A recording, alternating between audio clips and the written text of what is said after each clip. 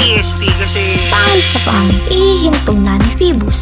Agad na nakilala ang ligang itinayo ni Phoebus na pangil sa pangil dahil na rin sa pagkakasa nito ng mga dream match na matagal na ring inaawitan ng mga fans. Ngunit dahil baguhan lang sa eksena ang liga, hindi na iwasan ang ilang mga kontrobersya, dulot na rin marahil ng kakulangan ni Phoebus na karanasan sa pag-handle nito. Pagka-anunsyo pa lang ni Phoebus sa Matira Mayaman Tournament, pati na ang roster nito, hindi na magkamaya ang mga fans na may sari-saring prediction kung sino nga ba sa mga ito ang maghaharap sa finals. Lalo pang gumawa ng ingay ang torneo dahil sa pagwito ni Phoebus sa resulta ng J-Block versus Mot na nagdulot ng katakot-takot na pambabash sa liga pati na kay Phoebus mismo. Nagbigay daan naman si J-Block kalaunan kay Mot at tuloy ang tinanggap ang pagkatalo, kaya ang huli ang nag-advance sa sumunod na round. first time ever na babaguhin ko personally, ako na lang magja-judge ang nanalo si J-Block kasi marunong naman ako talaga manood ng battle marunong naman ako magturado Makalipas ang ilang buwan, ilang video naman ang lumabas mula kay Aklas na nagraran sa tila hindi makatwiran daw na kawalan ng promotion para sa battle nila ni Invictus at tinira ang pinangalanan niyang si Gasol. Hindi nagtagal at ipinaalam ni Aklas na siya ay hindi na magpapatuloy pa sa susunod na round ng Matira Mayaman, kaya dumiretso na si Shay sa semis. Ang pag-abanting ito ni Shay ay nagdulot na naman ng mga negatibo komento sa liga dahil unfair daw ito. Kung pinahay nila yun, hype din sana next week nila kasi aabangan pangil sa pangil. Aso,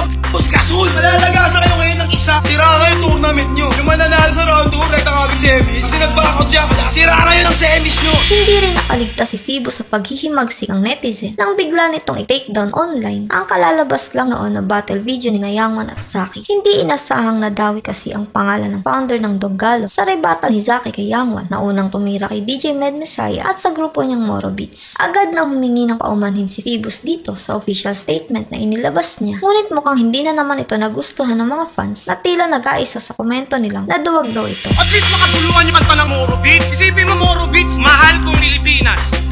Binibirot siya. Sa press ko na ginanap para sa Matira Mayaman Finals, iginit ni Phoebus na wala raw siyang kinikita sa mga event ng liga. Kaya lang daw niya ito pinagpapatuloy ay dahil sa kagustuhan niyang makatulong na makapagbigay ng hanap buhay sa mga MC at kasiyahan naman para sa mga fans ng rap battle. Paulit-ulit din niyang binanggit na kung wala ang flip-top at sunugan ay wala raw ang pangil sa pangil. Nakaplano na yung next year yung credits lahat talaga nito sa flip-top sa sunog. Kami tumutulong lang din at nagpapasaya sa tao. Pag tinuloy mo pa rin siya kahit hindi ka kumikita, that's love and passion. Ngunit sa lahat ng mga nangyari, hindi maikakailang napakalaki ng naging ambag ng PSP sa katuparan ng matagal ng pinakaaasam na dream match ni Mot at Sixthread. Napanindigan ni Mot ang pagiging undefeated niya at siya ang itinanghal na 2024 champion ng Matira Mayaman sa score na 5-4. At tulad ng nakasanayan, may ilan na namang tila hindi sumang-ayon dito na nagkomento na naloto raw yata ang resulta ng laban. Sa ginawa namang reaction video ni Shernan sa battle na ito, nakausap niya si Mot via video call at dito nga ay na-reveal na napag-usapan nila ni Sixthread na hatiin na lang ang 1 milyong piso na grand prize dahil sa tagal ng desisyon ng mga hurado. Sa parehong video ay pinagsabihan rin ni Shernan si Phoebus na ibigay na ang kalahati ng papremyo na para kay Mot dahil pinagpaguran daw ito ng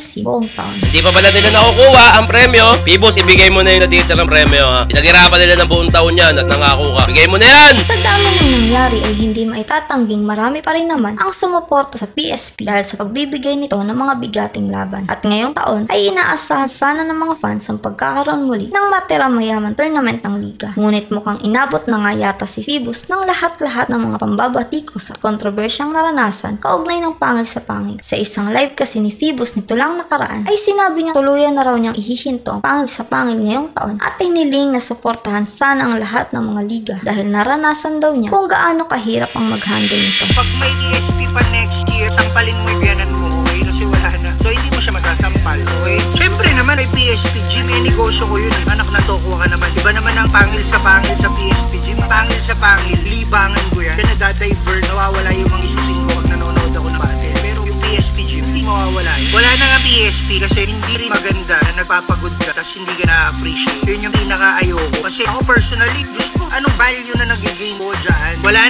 nang PSP next year.